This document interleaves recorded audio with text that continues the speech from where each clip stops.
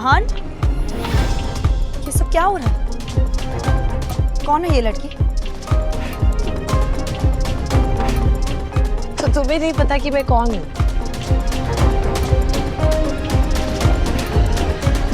अच्छा तो फिर सुनो, मैं आहान की वाइफ।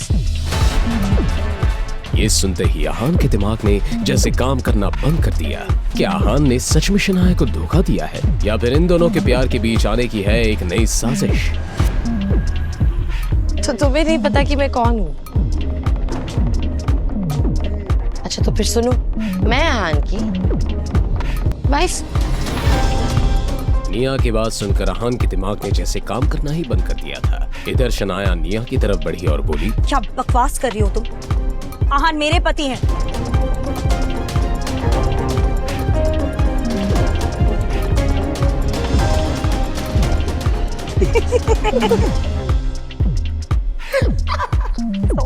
क्या मजाक है शनाया, क्या हो रहा है? सॉरी, ये सिर्फ एक प्रैंक था। दरअसल निया मेरी दोस्त है। इसने मुझसे शर्त लगाई थी कि ऐसा कोई लड़का नहीं है जो इस पे फिसल ना जाए, तो मैंने ये आप पे टच कर लिया, मगर ये पूरी फेल हुई है। Proud of you Aahan. तुम दोनों ने मेरी जान निकाल दी। मगर आप चाहे तो मैं आपकी वाइफ बन सकती हूँ जीजू। शब्द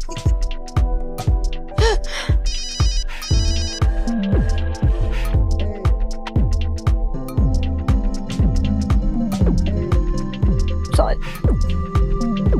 Yeah, I'm coming. Okay.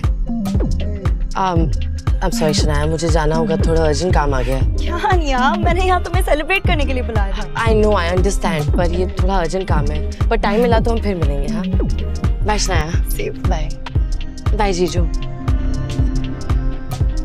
पिछले 6 घंटों से शौर्य उसी पोजीशन में था। अब तो उसके पैरों में सेंसेशन भी नहीं हो रहा था। उसने इरिटेट होते हुए अपने आप से ही कहा, पता नहीं है पापा इतनी देर से अंदर क्या कर रहे हैं। क्या वो दादाजी को जल्दी नहीं मना सकते? सर मैं चलता हूँ। ठीक है। क्या मुझे दादाजी ने माफ कर दिया? हाँ लेकिन मैं तुमसे अभी भी नाराज हूँ। तुम्हें दादाजी की लिमिट को क्रॉस नहीं करना चाहिए था।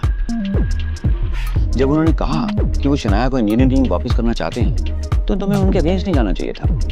वो हमारी फैमिली के बड़े हैं और तुमसे भी बहुत प्यार करते हैं। तुम्हें उनकी और उनके डिसीजन की रिस्पेक्ट करनी चाहिए। I'm sorry पापा, मैं मेक श्योर करूंगा कि आगे से कभी ऐसा ना हो। शौर्य ने बहुत ही ईमानदारी से माफी मांगी। शौर्य, प्रोजेक्ट की चिंता तुम मत करो। कल तुम्हारे दादाजी मनाली जा रहे हैं। उनके निकलने से पहले हमें उन्हें मिलने जाना है।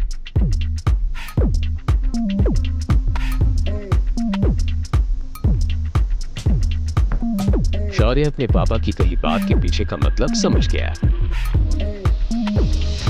शनाया को अकेले अपने कमरे में नींद नहीं आ रही थी। वो बार बार आहान के बारे में सोच रही थी। तेरे बिन कैसे मैं जीऊं, तुझसे कैसे कहूं, तेरी हर ख्वाहिश में मैं रहूं। मेरी आंखों में अक्स तेरा, मेरा हर वक्त तेरा, तुझसे कैसे मैं ये कहूं। दर्द ये दिल का कैसे मैं करूं बयां, तेरे बिन लागे ना कहीं मेरा जिया।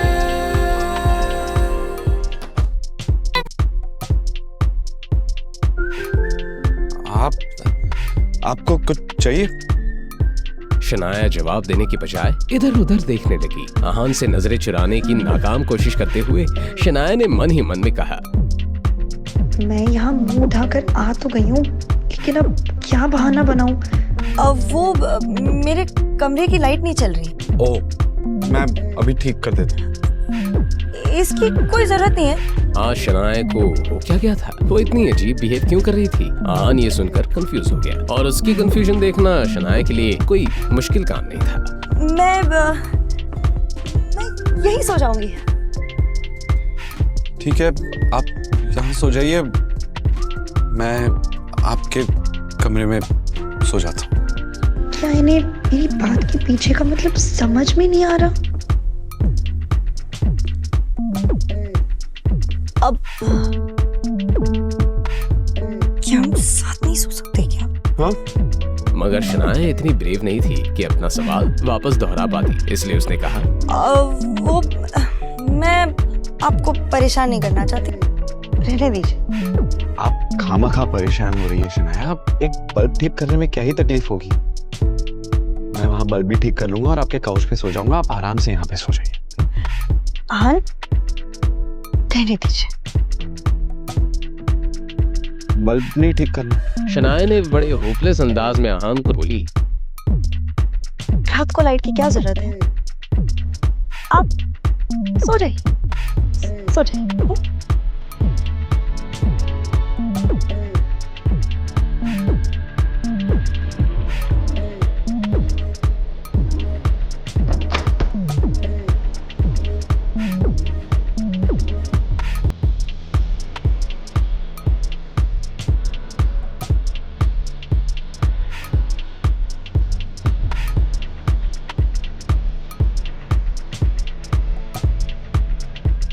मैं इस दुनिया की सबसे बड़ी बेवकूफ हूँ।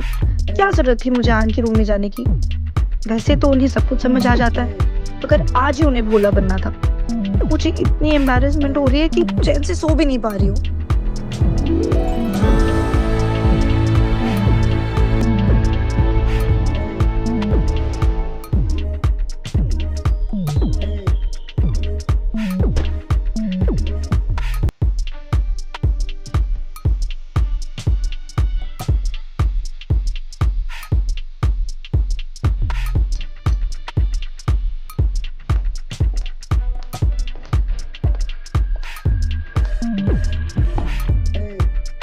शनाया को ऑफिस छोड़ने के बाद आहान भी वहां से निकलने ही वाला था, लेकिन तभी उसने और शनाया ने एक आवाज सुनी। जाने दो मुझे।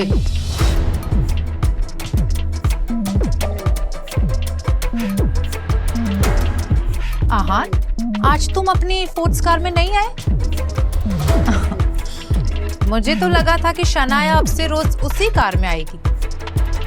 शगुन गिल ने अपनी बात इस अंदाज में कही थी मानो वो सामने से शनाया और आहान को इंसल्ट करना चाहती थी। शगुन ने अपनी बात को आगे बढ़ाते हुए कहा, एक मिनट, कहीं ऐसा तो नहीं कि महंगी कार रेंट पे लेने के लिए आहान के पास अब पैसे भी नहीं है? आहान ने हमेशा की तरह इस ताने को भी सुनकर अनसुना कर दिया। वो कार अभी अभी आहान के रोजवुड स्प्रिंग वाले बंगलों के पार्किंग में खड़ी थी, मगर वो इस बारे में किसी को वजह देना जरूरी नहीं समझता था। मगर शनाया वो अपने दिन की शुरुआत ये बातें सुनकर नहीं करना चाहती थी।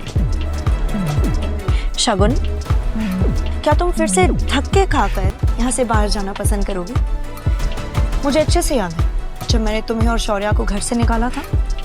और शगुन के चेहरे का रंग ही उड़ गया। शनाया ने डायरेक्टली शगुन की दुखती नस को पकड़ लिया था। तुम स्प्रिंग कॉर्पोरेशन की डील की वजह से इतना हवा में उड़ रही हो ना? क्या तुम्हें इतना भी नहीं पता कि दादाजी ने तुम्हें उस प्रोजेक्ट से कब का निकाल दिया है? ऐसा कैसे हो सकता है? कल ही तो शनाया ने ये डील जीतकर ये प्रोजेक्ट किल कंस्ट्रक्शन को जाता है। आनंद किल को खुश किया था और आज एकदम से उसे एक प्रोजेक्ट से निकाल दिया। आहान ने जब ये सुना तो उसे ज्यादा हैरानी नहीं हुई। मैंने इस बात की उम्मीद पहले ही कर ली थी। शनाया के दादाजी को मनाने के लिए शौर्य और नीरज गिल किसी भी हद तक जा सकते हैं। तुम कुछ ज्यादा ही सपने देखती हो शनाया। Grow up now. इस सब का क्या मतलब है? दादाजी ने कहा है मुझे अभी उनसे बात करनी है। वो तो मनाली चले गए, बोल रहे थे कि उन्हें थोड़ा आराम की जरूरत है। शनाया के सवाल का ये जवाब शगुन ने नहीं, शौर्य ने दिया था। शनाया ने देखा तो शौर्य बहुत ही अकड़ में खड़ा था। उसने अपनी बात को आगे बढ़ाते हुए कहा, और जाते जाते उन्होंने ये स्प्रिंग कॉर्पोरेशन का प्रोजेक्ट भी मुझे दे दिया, तो तुम भी अब घर जाकर आराम कर सकती हो। उन्होंने तुम्हें किस बुनियाद पर ये प्रोजेक्ट दे दिया? किस बुनियाद पर? अच्छा सवाल। शायद तुम भूल रही हो शनाया, मैं शौर्य गिल, इस गिल खानदान का इकलौता वारिस, और आगे चलकर ये बिजनेस, ये खानदान सब मेरे इशारे पर चलने वाला।